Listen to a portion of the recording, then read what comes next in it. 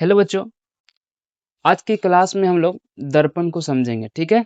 तो ध्यान से क्लास को देखिएगा। चलिए, देखिए बच्चों, दर्पण, ये दर्पण क्या करता है? किसी भी वस्तु का प्रतिबिंब बनाता है, यानी किसी भी वस्तु का एक रूप बनाता है, उसको बोलते हैं दर्पण, ठीक है? यानी कि प्रतिरूप बनाया, जो क्या हुआ? दर्पण हुआ, ठीक है बच्चा? तो दर्पण जो है तीन तरह के होता है। एक होता है समतल दर्पण, क्या होता है? एक होता है समतल दर्पण, ठीक है? दूसरा होता है गोलीय दर्पण, ठीक है? और तीसरा होता है परवलयिक दर्पण। क्या होता है? परवलयिक दर्पण। क्या होता है? परवलयिक दर्पण, ठीक है बच्चा? पहला समतल गोलीय और तीसरा क्या हुआ? परवलयिक, ठीक है ना? समतल दर्पण, गोलीय दर्पण और होता है परवलयिक दर्पण, ठीक है? तो हम क्या करेंगे? समतल दर्पण को आज विस्तार से समझेंगे। तो ध्यान दीजिए बच्चा, मान लेते हैं ये क्या है? समतल दर्पण है, ठीक है ना? समतल दर्पण क्या होता है? पूरी तरीके से सीधा होती है और एक तरफ उसको पेंट किया जाता है, जिसको बोलते हैं AgNO3, यानी कि सिल्वर नाइट्रेट के साथ क्या किया जाता है? पेंट किया जाता है। कोई दिक्कत नहीं, ठीक है? अब मान लेते हैं दर्पण की तरफ एक वस्तु को रखते हैं, ठीक है ना? एक वस्तु को रख दिए, ठीक है ना? रख दिए 10 सेंटीमीटर की दूरी पर एक वस्तु को रखें। कितना सेंटीमीटर की दूरी पर? 10 सेंटीमीटर की दूरी पर एक वस्तु को हम रख दिए दर्पण पे, ठीक है? तो जो प्रतिबिंब बनेगा वो भी क्या करेगा? दर्पण पीछे 10 सेंटीमीटर की दूरी पर बनेगा। ध्यान से समझिएगा, ठीक है? प्रतिबिंब भी क्या बनेगा? 10 सेंटीमीटर के दूरी पर बनेगा। अगर समतल दर्पण के सामने किसी भी वस्तु को रखें, वस्तु को बिंब भी बोलते हैं। वस्तु बोलो या बोलो बिंब, ठीक है ना? क्या बोलो? बिंब। अगर समतल दर्पण के सामने किसी भी बिंब या किसी वस्तु को रखते हैं 10 सेंटीमीटर की दूरी पर, तो उसका प्रतिबिंब भी क्या बनेगा? प्रतिबिंब भी आपका बनता है बच्चा 10 सेंटीमीटर के दूरी पर, ठीक है ना? समतल दर्पण में जो प्रतिबिंब बनता है, ये प्रतिबिंब काल्पनिक बनता है। काल्पनिक बनेगा और कैसा बनेगा? सीधा बनेगा। कैसा बनेगा? काल्पनिक बनेगा और सीधा बनेगा। समतल दर्पण में जो प्रतिबिंब बनता है कैसा बनता है? काल्पनिक बनता है और सीधा बनता है। काल्पनिक कहने का मतलब बच्चा समझिए क्या होता है? काल्पनिक कहने का मतलब देखिए, जैसे मैं समतल दर्पण में आप अपना चेहरा देख रहे हैं, तो आप देखिएगा, बताइएगा ये आपका कान है, ये आपकी नाक है, ये आंखें हैं। आप उसमें कल्पना ही ना करें। रियल में आपका आंख तो यहाँ है, कान आंख तो यहाँ है, कान तो यहाँ है, लेकिन उसमें क्या करें? कल्पना करें, है ना? तो समतल दर्पण में क्या होता है? प्रतिबिंब काल्पनिक बनता है और सीधा बनता है, और साथ में पार्श्व उल्टा बनता है। क्या होता है? पार्श्व उल्टा। अब कहने का मतलब, पार्श्व उल्टा करने का मतलब क्या होता है समझिए। देखिए, अगर मान लीजिए यहाँ पे है हम और समतल दर्पण यहाँ पे खड़ी है, ठीक है ना? तो हम क्या करते हैं? अपना दाहिना हाथ इधर उठाते हैं, तो जो प्रतिबिंब जो बनेगा वो क्या करेगा? उसका दाहिना हाथ इधर उठेगा। हम इधर क्या हुआ? इधर यहाँ पे उल्ट हुआ, तो पार्श्व में क्या होगा? इधर हुआ कि नहीं? यानी कि उल्टा हो रहा है कि नहीं? सपोज दैट, देखिए यहाँ पे, अगर यहाँ पे एक वस्तु रख दी, ये वस्तु है ऐसे करके, ठीक है ना? ये वस्तु में इधर हाथ उठा हुआ है, मान के चलो, तो जो प्रतिबिंब बनेगा यहाँ पे, तो क्या बनेगा? ऐसे करके, ठीक है ना? ऐसे इधर उठा हुआ बनेगा। आया बात समझ में? तो उल्टा होता है, पार्श्व क्या होता है? उल्टा होता है। कोई दिक्कत नहीं। दर समतल दर्पण में काल्पनिक प्रतिबिंब बनता है, सीधा बनता है, और पार्श्व उल्टा होता है, ठीक है ना? और वस्तु के बराबर प्रतिबिंब बनता है। क्या बनता है? वस्तु के बराबर। कोई दिक्कत नहीं। तो पूछे जाएगा आपको, समतल दर्पण में प्रतिबिंब की प्रकृति क्या होती है? तो काल्पनिक होती है, सीधा होती है, पार्श्व उल्टा होता है, वस्तु के बराबर। और वस्तु के बराबर प्रतिबिंब बनने के लिए क्या करना पड़ता है? तो जितनी वस्तु होगी, वस्तु की लंबाई जितनी होगी, उसकी आधी लंबाई के दर्पण होना चाहिए।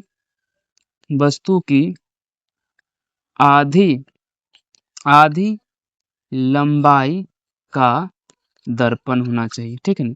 वस्तु की आधी लंबाई का आपको क्या होना चाहिए बच्चा? दर्पण होना चाहिए, ठीक है ना? कोई दिक्कत? यानी कि वस्तु जो है, मान लेते हैं 10 10 मीटर, मान लो 10 मीटर की वस्तु है, तो प्रतिबिंब आपको कितना मीटर का लेना पड़ेगा? 5 मीटर को लेना पड़ेगा। क्या यहाँ तक बात स्पष्ट है? कोई दिक्कत नहीं, ठीक है? एक चीज और, अगर ये वस्तु v मीटर पर सेकेंड की स्पीड से दर्पण की तरफ जा रही है, तो इसका जो प्रतिबिंब है दर्पण की तरफ 2 भी मीटर पर सेकेंड की ओर से चलेगा रफ्तार से।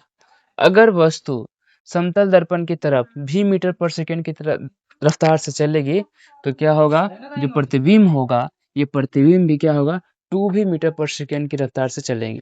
मान के चलो फॉर एग्जाम्पल अगर 5 मीटर पर सेकेंड की रफ्तार से वस्तु दर्पण की ओर बढ़ती है तो जो उसका प्रतिबिंब है 5 दूना 10 मीटर पर सेकेंड की रफ्तार से बढ़ेगी।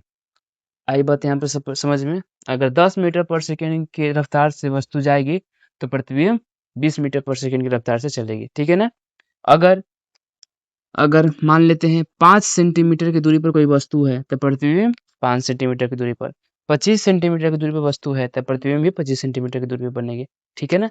यहाँ तक आपकी बात अगर स्पष्ट होती है तो हम लोग आगे देखते हैं समतल दर्पण का उपयोग। समतल दर्पण का उपयोग जानेंगे, क्या जानेंगे, उपयोग, ठीक है ना। और उपयोग में देखिए यहाँ पे ध्यान से समझिएगा। समतल दर्पण का पहला उपयोग तो आप घर में करते हैं कि नहीं, अपना चेहरा देखने के लिए, ठीक है ना। समतल दर्पण का उपयोग घर में चेहरा देखने के लिए करते हैं। साथ में आप समतल दर्पण का उपयोग करते हैं पेरिस्कोप में। क्या करते हैं, पेरिस्कोप में, ठीक है।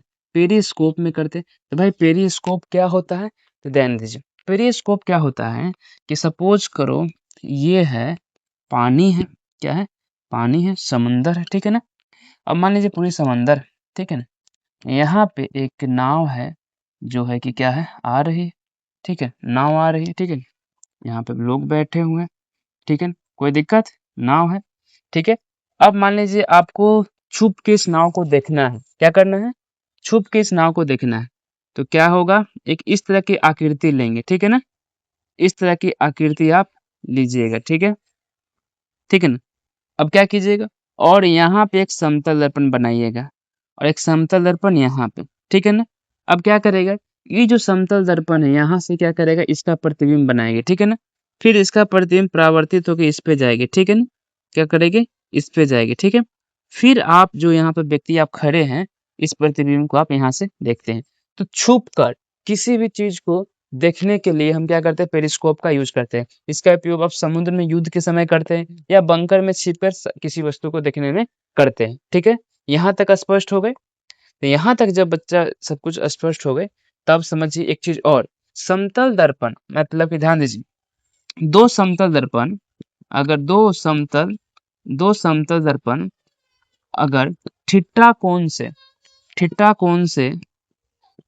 क्या है, कोण से कोण पर हो, मान लीजिए दो समतल दर्पण थीटा कोण पर हो तो उससे जो प्रतिबिंब बनेगा वो क्या होगा, वो प्रतिबिंब 360 डिग्री बटे थीटा या 360 डिग्री बटे थीटा -1, यानी कि वो हमेशा क्या बनेगा, विषम प्रतिबिंब बनेगा।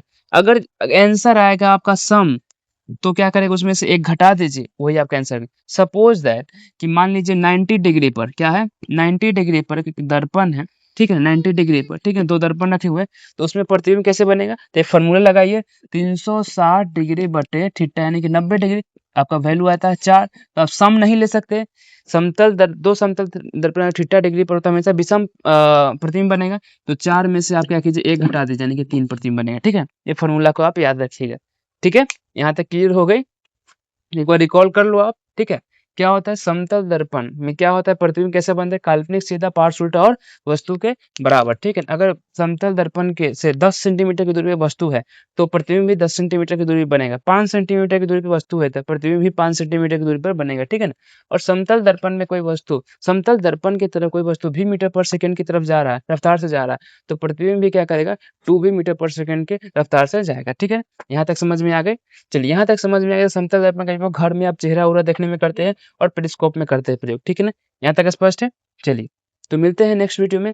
अगले क्लास में हम लोग समझेंगे गोलीय दर्पण के बारे में, ठीक है। गोलीय दर्पण दो तरह के होते हैं, अवतल दर्पण और उत्तल दर्पण, तो इसके बारे में विस्तार पूर्वक हम लोग समझेंगे, ठीक है।